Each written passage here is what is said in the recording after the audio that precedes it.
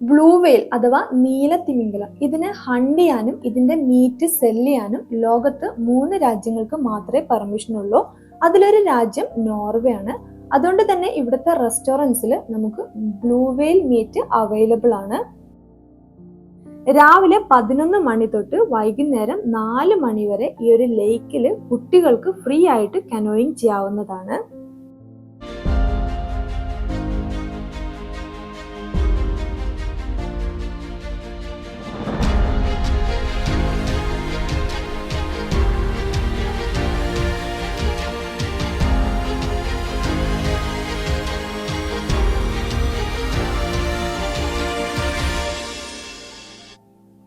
Gate way to the ഫ്യോർഡ്സ് അഥവാ ഫ്യോർഡ്സിലേക്കുള്ള കവാടം എന്നറിയപ്പെടുന്ന നോർവേയിലെ ബെർഗണിലെ കാഴ്ചകളും വിശേഷങ്ങളുമാണ് ഇന്നത്തെ നമ്മുടെ വീഡിയോയിൽ. ബെർഗണിലെ മൊത്തം യാത്ര നമ്മൾ 2 വീഡിയോ ആയിട്ടാണ് ചെയ്തിട്ടുള്ളത്. അതിൽ രണ്ടാമത്തെ വീഡിയോ ആണിത്.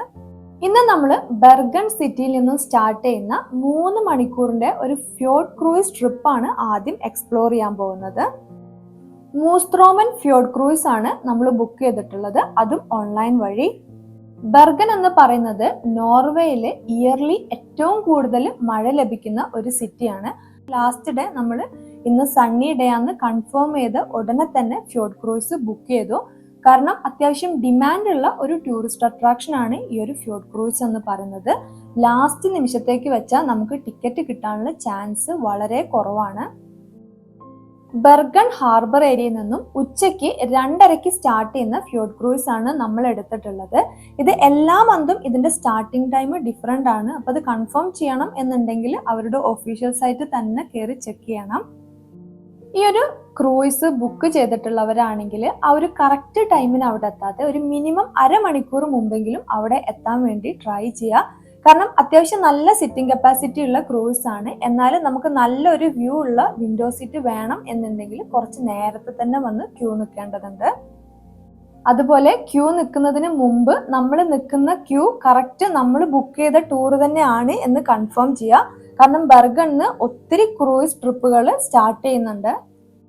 ഈ ഒരു യാത്ര സ്റ്റാർട്ട് ചെയ്ത് കഴിഞ്ഞിട്ടുണ്ടെങ്കിൽ ആദ്യത്തെ 1 അവർ അത്യാവശ്യം നല്ല സ്പീഡിലാണ് പോയിട്ടുള്ളത്. അപ്പം നമ്മൾ ഉള്ളിൽ തന്നെ ഇരുന്നു. ഉള്ളിൽ ടോയ്ലറ്റ്, റെസ്റ്റോറൻറ്റ് ഫെസിലിറ്റി ഒക്കെ ഉണ്ട്.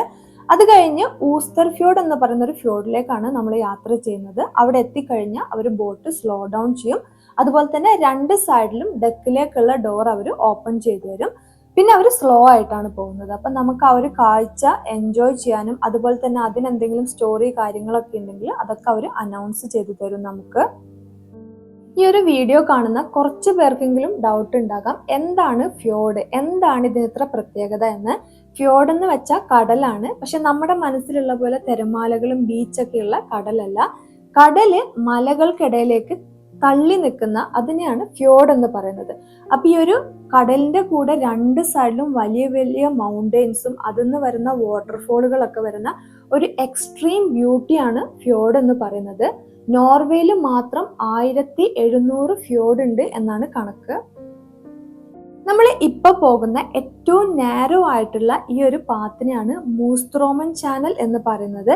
അതാണ് ഈ ഒരു ക്രൂയിസിന്റെ പേരും. ഭയങ്കര സ്പെഷ്യൽ ആയിട്ടുള്ള ഒരു സ്ഥലമാണ്. കാരണം ഫ്യോർഡിലേക്ക് ഇത്രയും ചെറിയൊരു പാത്തിലൂടെയാണ് അവർ ഒരു വലിയ ഷിപ്പ് ഡ്രൈവ് ചെയ്ത് കൊണ്ടുപോകുന്നത്. നമ്മൾ വെതർ കണ്ടീഷൻ ഓക്കെ ആയതുകൊണ്ട് മാത്രമാണ് ഈ ഒരു 3 മണിക്കൂറുള്ള ഫ്യോർഡ് ക്രൂയിസ് ബുക്ക് ചെയ്തിട്ടുള്ളത്. പക്ഷെ വന്നു കഴിഞ്ഞപ്പം വന്നില്ലായിരുന്നെങ്കിൽ നഷ്ടമായി പോയനെ തോന്നിയ ഒരു യാത്ര കൂടിയായിരുന്നു അത്. കാരണം നമ്മൾ പേ ചെയ്ത പൈസക്ക് വെർത്ത് ആയിട്ടുള്ള ഒരു ട്രാവൽ തന്നെയാണത്.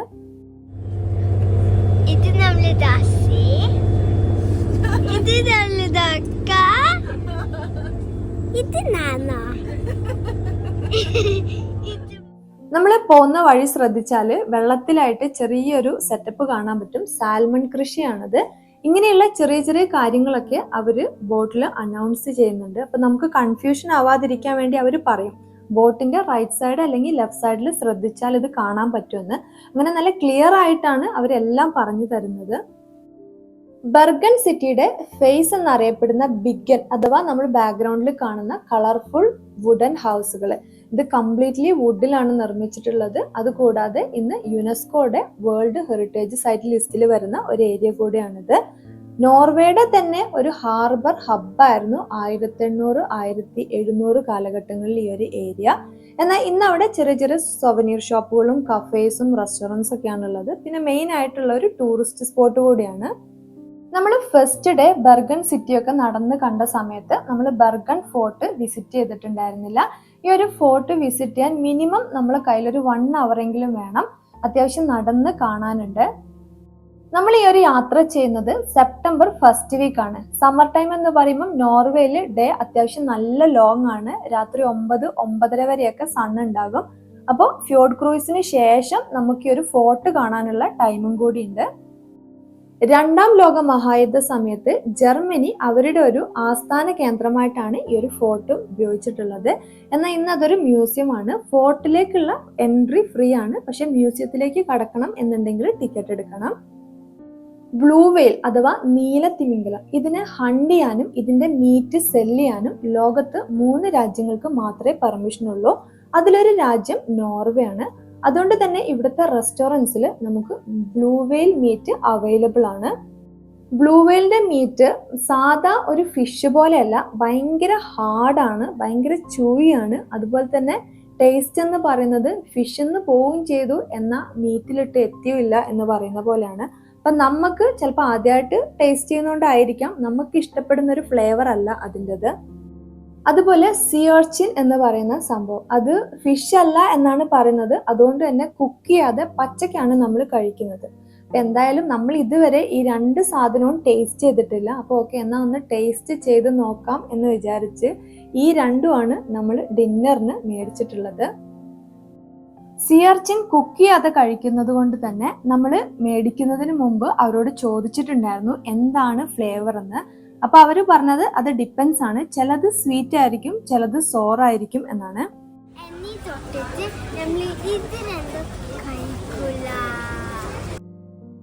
നോർവേയിലെ തന്നെ ഏറ്റവും ഫേമസ് ആയിട്ടുള്ള ഒരു ടൂറിസ്റ്റ് അട്രാക്ഷൻ ആണ് ഫ്ലൂയിബാനൻ ഫ്യൂണിക്കുലാർ. ബെർഗണിലെ 7 മൗണ്ടൻസിൽ ഒന്നാണ് ഈ ഫ്ലൂയൻ എന്ന് പറയുന്ന മൗണ്ടന്. ഈ ഒരു ഫ്യൂണിക്കുലാറും അതിന്റെ ടോപ്പിൽ എത്തിക്കഴിഞ്ഞാൽ കാണുന്ന ബെർഗണിന്റെ വ്യൂ മാത്രമല്ല, നോർവേയിൽ വെച്ചിട്ട് ഏറ്റവും വലിയ ഔട്ട്ഡോർ പ്ലേയിങ് ഏരിയ ആണ് മൗണ്ട് ഫ്ലൂയൻ എന്ന് പറയുന്നത്. അതുകൊണ്ട് തന്നെ ലാസ്റ്റ് ഡേ നമ്മൾ വേറെ ഒന്നും പ്ലാൻ ചെയ്തിട്ടില്ല. ആ ഒരു ഫുൾ ഡേ ഇഷ്യൂവിന് വേണ്ടി ആ ഒരു മൗണ്ടനിലുള്ള എല്ലാ പ്ലേ ഏരിയയും കവർ ചെയ്യുക എന്നുള്ളതാണ് നമ്മുടെ ഉദ്ദേശം. ഫ്യൂണിക്കുലാറ് എല്ലാ 10 മിനിറ്റിലും അവൈലബിൾ ആണ്. അതുകൊണ്ട് തന്നെ നേരത്തെ ടിക്കറ്റ് റിസർവ് ചെയ്യേണ്ട ആവശ്യമൊന്നുമില്ല. നമ്മൾ അവിടെ വന്ന് ഓൺ ദ സ്പോട്ടിൽ ടിക്കറ്റ് എടുത്താൽ മതി. അതുപോലെ നമുക്ക് മേലോട്ടും താഴോട്ടും ഒരുമിച്ച് ടിക്കറ്റ് എടുക്കണമെങ്കിൽ അങ്ങനെ എടുക്കുക, അല്ല 1 സൈഡ് മാത്രം സെപ്പറേറ്റ് എടുക്കണം എന്നുണ്ടെങ്കിൽ അങ്ങനെ എടുക്കുക.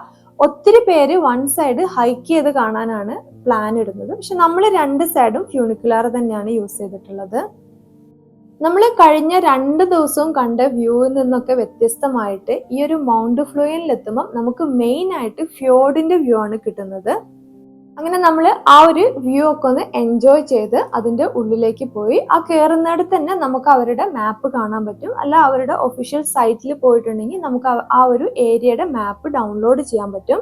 നമ്മുടെ ആദ്യത്തെ ലൊക്കേഷൻ സ്കൂ മാക്കർദിക്കറ്റ് എന്ന് പറയുന്ന ഒരു ചെറിയ ലേക്കാണ്, നമ്പർ 7.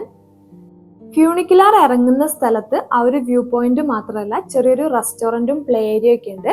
അവിടുന്ന് ഈ ഒരു മാപ്പ് നോക്കി ഏകദേശം ഒരു 7 മിനിറ്റ് നടക്കുകയാണെങ്കിൽ ഈ ഒരു ലേക്കിൽ എത്താൻ പറ്റും. സമ്മറിൽ ബെർഗൺ പ്ലാൻ ചെയ്യുന്നവരിൽ ജൂൺ 21 മുതൽ ആഗസ്റ്റ് 17 വരെയാണ് നിങ്ങൾ ട്രാവൽ ചെയ്യുന്നത്. നിങ്ങളുടെ കൂടെ കുട്ടികളുണ്ട് എന്നുണ്ടെങ്കിൽ രാവിലെ 11 മണി തൊട്ട് വൈകുന്നേരം 4 മണി വരെ ഈ ഒരു ലേക്കിൽ കുട്ടികൾക്ക് ഫ്രീ ആയിട്ട് കനോയിങ് ചെയ്യാവുന്നതാണ്. നമ്മൾ ഈ ഒരു യാത്ര ചെയ്തിട്ടുള്ളത് സെപ്റ്റംബർ ഫസ്റ്റ് വീക്ക് ആണ്. അതായത് ആ ഒരു കനോയിങ് ഓപ്ഷൻ ഉണ്ടായിരുന്നില്ല. എന്നാൽ നമ്മൾ ട്രാവൽ ചെയ്ത വീക്കെൻഡ് ഇന്റർനാഷണൽ ടൂർ ഡേ ആയിരുന്നു. അത് പ്രമാണിച്ച് അവർ ട്രെയിനറൊക്കെ ആയിട്ട് കുട്ടികൾക്ക് ഫ്രീ കനോയിങ് ക്ലാസ്സുകൾ കൊടുക്കുന്നുണ്ടായിരുന്നു.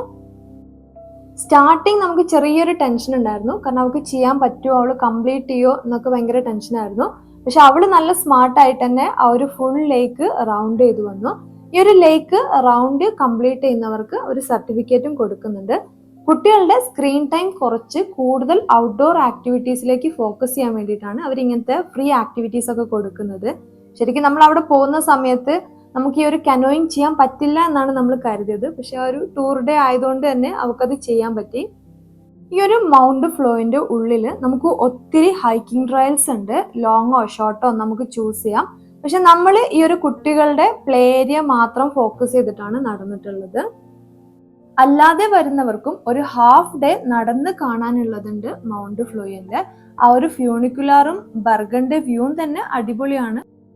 നോർവേ ആദ്യമായിട്ട് വിസിറ്റ് ചെയ്യുന്നവർക്കൊക്കെയുള്ള ഒരു പെർഫെക്റ്റ് ലൊക്കേഷനാണ് ബർഗൺ എന്ന് പറയുന്നത്.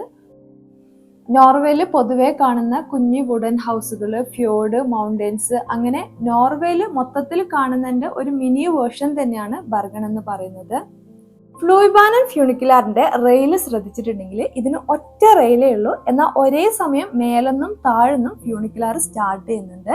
ഇതിന്റെ കറക്റ്റ് ഒരു സെൻട്രൽ പോയിന്റിലാണ് 2 റെയിൽ വരുന്നത്. അവിടെ നിന്നാണ് ഇതിന്റെ ഷിഫ്റ്റിംഗ് നടക്കുന്നത്. അത് ശരിക്കും കാണാൻ ഭയങ്കര രസമുള്ള ഒരു കാഴ്ച തന്നെയാണ്.